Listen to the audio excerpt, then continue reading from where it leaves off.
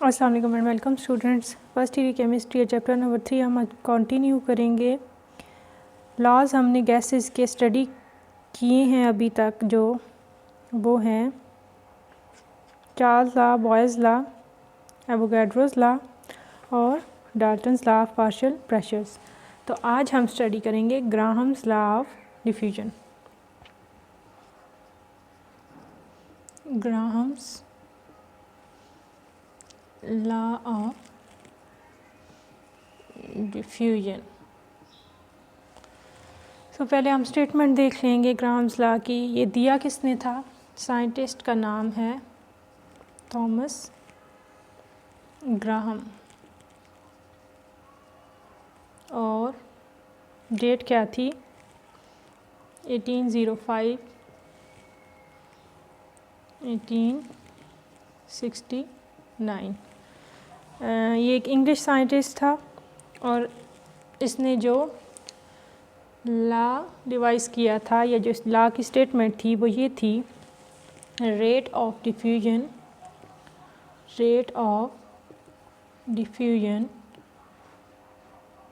यानी कि जो डिफ्यूजन का रेट है और डिफ्यूजन और एफ्यूजन हमने लास्ट वीडियो में स्टडी किया है। अगर आपको इसका कॉन्सेप्ट नहीं है तो आप वीडियो देख सकते हैं। Of a gas, so the rate of diffusion or fusion of a gas is inversely proportional to square root of its density, to square root of its density।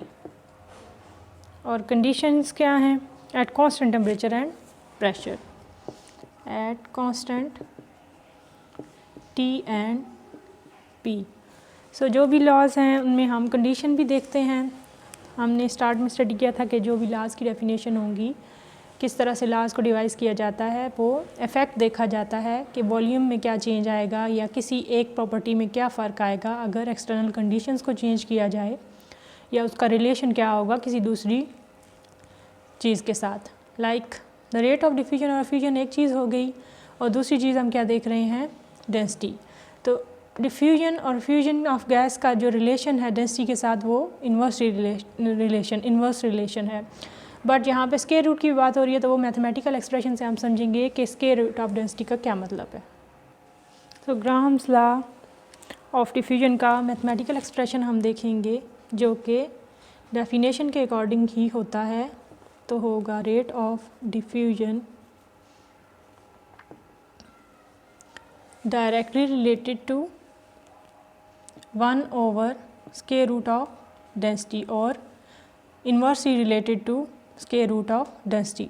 अगर हम डायरेक्टली रिलेटेड की बात करेंगे तो फिर इन्वर्स ऑफ डेंसिटी का square root होगा, और अगर इन्वर्सली रिलेशन की बात करेंगे तो फिर डायरेक्टली हम बोल देंगे कि स्क्वायर रूट ऑफ डेंसिटी। और अगर हम ये साइन हटा दें, rate of diffusion is equal to constant of proportionality आ जाएगा ओवर डी। अब आपने थोड़ा सा इस फार्मूला को समझना है कि इसका क्या मतलब है कि square root of density, directly density भी तो लिखा जा सकता था, बट अगर हम स्क्वायर रूट को इस फॉर्म में, स्टूडेंट्स को पहले से इस चीज़ का आइडिया होगा कि लिख सकते हैं हम, जैसे कि आप कोई डेरिवेशन से या मैथमेटिकल प्रॉब्लम सॉल्व करते हैं तो उसमें आपने देखा होगा कि आप इस तरह से भी स्क्वायर रूट को लिख सकते हैं। तो 1/2 क्या होता है? 1/2 आपको पता होगा कि अगर 1 को 2 से डिवाइड करें तो हमारे पास आ जाता है 0.5। तो अगर किसी चीज़ की पावर हो हमारे पास 1/2 की बजाय हम 0.5 लिख देते हैं, एक ही बात है। किसी की पावर 1 हो तो उसका मतलब तो ये होता है कि ये चीज़ 1 है। अगर 2 हो तो हम कह देंगे कि ये चीज़ डबल है। अगर हाफ़ इसकी पावर है तो इसका मतलब है कि ये चीज़ हाफ़ है। तो अगर इसका रिलेशन इसके साथ है रेट ऑफ डिफ्यूजन के साथ, डेंसिटी का, तो ये रिलेशन इन्वर्सली तो ज़रूर है, बट अगर इसमें चेंज आता है कोई भी, तो इसमें चेंज क्या आ जाएगा, डबल। तो स्क्वायर रूट का ये मतलब है कि अगर ये चीज़ हाफ प्रेजेंट है तो यहाँ पे चेंज आ जाएगा डबल। एक चीज़ के बढ़ने से दूसरी चीज़ डबल कम होगी, या एक चीज़ के कम होने से दूसरी चीज़ डबल बढ़ेगी। यानी कि अगर डेंसिटी चेंज होती है तो इसके रेट ऑफ डिफ्यूजन में डबल चेंज आएगा, ज़्यादा चेंज आएगा। आगे हम इसकी एक डिमॉन्स्ट्रेशन देखते हैं ग्राम्स लॉ की। डिमॉन्स्ट्रेशन से पहले हम थोड़ा सा सिंप्लीफाई करते हैं फार्मूला को। अगर हमने लिखा था rate of diffusion is equal to K over under root D. Under root D को हम डेंसिटी को अगर इधर मल्टीप्लाई कर दें तो ये हो जाएगा rate of diffusion multiply by density is equal to K. तो जब भी किसी गैस का रेट ऑफ डिफ्यूजन हम डेंसिटी के साथ मल्टीप्लाई करेंगे तो हमारे पास जो वैल्यू आएगी वो कांस्टेंट होगी, चाहे गैस कोई भी हो। For example rate of diffusion को हम रिप्रेजेंट कर देते हैं स्मॉल आर से, और इसी तरह से इसको इसी फॉर्म में रहने देते हैं, इज़ इक्वल टू के हो गया। अगर गैस है गैस 1 तो ये भी 1 हो जाएगा, ये भी 1 हो जाएगा। इसी तरह से R2 D2 is equal to के, यानी गैस कोई भी हो जो रेट ऑफ डिफ्यूजन और डेंसिटी का प्रोडक्ट आएगा वो वैल्यू कांस्टेंट रहेगी। अगर हम डिवाइड कर दें इन दोनों को दोनों साइड पे तो के तो सेम है, कटिंग हो जाएगी। तो इसको सिंप्लीफाई करने के बाद हमारे पास क्या आ जाएगा, ये इधर मल्टीप्लाई हो रहा है, इधर चला जाएगा और ये इधर चला जाएगा, तो ये दोनों तो इन्वर्स हो जाएंगे, ये ऐसे ही रहेगा। तो R1 over R2 is equal to हो जाएगा, sorry, under root D2 over under root D1। तो ये हमारे पास दो अगर चीज़ें कंपैरिजन की फॉर्म में दी गई हों तो हम दो गैसेस के लिए न्यूमेरिकल अगर सॉल्व करने हो तो इस तरह का फार्मूला यूज़ करेंगे, जिसमें कोई एक चीज़ हमने फाइंड करनी होगी, वो रेट ऑफ डिफ्यूजन भी हो सकता है और डेंसिटी भी हो सकती है। तो बाकी तीन चीज़ें हमें गिवन होंगी तो हम इजीली इस फार्मूला के थ्रू फाइंड आउट कर लेंगे। एक और चीज़ जो इसमें आप फर्दर देख सकते हैं सिंप्लीफिकेशन के लिए कि अगर आपके पास डेंसिटी की वैल्यू नहीं है और अगर हम आपको रेट फाइंड आउट करने के लिए कहा जाता है, तो एक और चीज़ है कि डेंसिटी जो होती है वो डायरेक्टली प्रोपोर्शनल होती है मॉलिक्यूलर मास के। तो डेंसिटी की जगह पे हम मॉलिक्यूलर मास भी लिख सकते हैं। तो R1 over R2 is equal to हो जाएगा mass, molar mass of gas 2 and molar mass of gas 1। So ये फार्मूला भी आप यूज़ करते हैं न्यूमेरिकल्स को सॉल्व करने के लिए। फर्दर हम एक एग्ज़ाम्पल देखते हैं जिससे प्रैक्टिकली लॉ जो है वो प्रूव होगा। तो इसकी डायग्राम ड्रॉ करते हैं। लॉ क्या है कि डेंसिटी अगर चेंज होगी तो रेट ऑफ डिफ्यूजन हो जाएगा चेंज।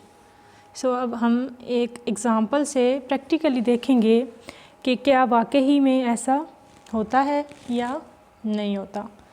सो क्या करना है, यहाँ पे दो ओपनिंग्स हैं, एक यहाँ पे है एक यहाँ पे है। तो एक गैस लेनी है, फॉर एग्ज़ाम्पल HCl लिया, उसको कॉटन बड को HCl में सोक करके यहाँ पे इस जगह को क्लोज़ कर देना है आपने कॉटन बड के थ्रू।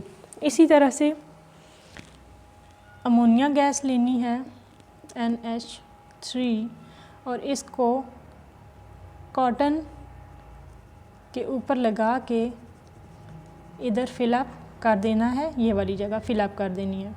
क्योंकि ये गैस है, हमें पता है कि गैस मॉलिक्यूल्स को जो भी जगह प्रोवाइडेड होती है वो वहाँ पे फैलना शुरू कर देते हैं। तो HCl गैस क्या करेगी कि यहाँ पे जो इसके बबल्स हैं गैस के, वो इससे निकल के इधर फैलना स्टार्ट हो जाएंगे।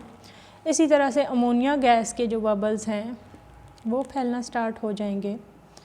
सो हमें पता है कि डेंसिटी और रेट ऑफ डिफ्यूजन का इन्वर्स रिलेशन है। तो डेंसिटी जिसकी होगी कम वो ज़्यादा डिस्टेंस ट्रैवल करेगा, और डेंसिटी जिसकी होगी ज़्यादा वो कम डिस्टेंस ट्रैवल करेगा, या उसका रेट ऑफ डिफ्यूजन यही है कि वो डिफ्यूज़ किस तरह से होता है, फैलता किस तरह से है, कितना डिस्टेंस कवर करता है, तो वो कम डिस्टेंस कवर करेगा। यहाँ पे क्या होगा कि जब HCl गैस डिफ्यूज़ करेगी, डिफ्यूजन का फिनोमेना होगा, इस तरह से अमोनिया गैस का डिफ्यूजन का फिनोमेना होगा। तो एक तो रेट ऑफ डिफ्यूजन दोनों का चेंज होगा, क्योंकि दो डिफरेंट गैसेज हैं। जिसकी डेंसिटी होगी कम वो ज़्यादा डिस्टेंस ट्रैवल करेगा, यानी कि रेट ऑफ डिफ्यूजन उसका ज़्यादा होगा। तो यहाँ पे आके हमें पता चल जाएगा कि आया कि इन दोनों गैसेस ने आप फर्दर ट्रैवल नहीं किया, क्योंकि यहाँ पे इन्होंने मिल के NH4Cl बना देना है, और यहाँ पे वाइट फ्यूम्स हमें मिलेंगे NH4Cl के। तो यहाँ पे हमें ये पता चल जाएगा कि अब दोनों ने ट्रैवल जो किया है डिस्टेंस, वो पहले उनका इंडिविजुअल था, और अब यहाँ पे आके अगर NH4Cl बन गया है, तो अब मतलब कि अब इस पॉइंट पे ये दोनों आपस में मिल गए हैं। तो ये पता चल रहा है कि इंडिविजुअल डिस्टेंस अब जो नहीं रहा, अब दोनों का एक पॉइंट पे आके वो हो गया है, मतलब कि कंबाइन करके उन्होंने NH4Cl बना दिया है। अब अगर इस डिस्टेंस को हम कहें 59.5 सेंटीमीटर, और इस डिस्टेंस को हम कहें 40.5 सेंटीमीटर, और मॉलिक्यूलर मास हमें पता है कि दोनों का HCl और अमोनिया का क्या है। तो हम अब इसको सॉल्व करेंगे। सॉल्व करने से हमें ये पता चलेगा कि आया कि दोनों साइड पे जो वैल्यू है वो कांस्टेंट आ रही है, दोनों का जो प्रोडक्ट है वो NH3 वो सेम आ रहा है। तो यहाँ पे HCl हो जाएगा,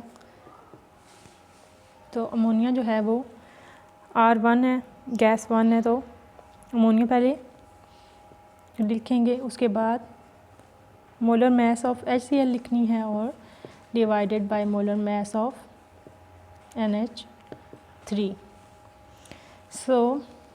जो रेट ऑफ डिफ्यूजन था वो डिस्टेंस से हमें पता चल गया कि इतना इसने डिफ्यूज़ किया यहाँ से यहाँ तक, and then 40 centimetre is equal to under root value आएगी HCl की molar mass divided by 17 ammonia का मोलर मास।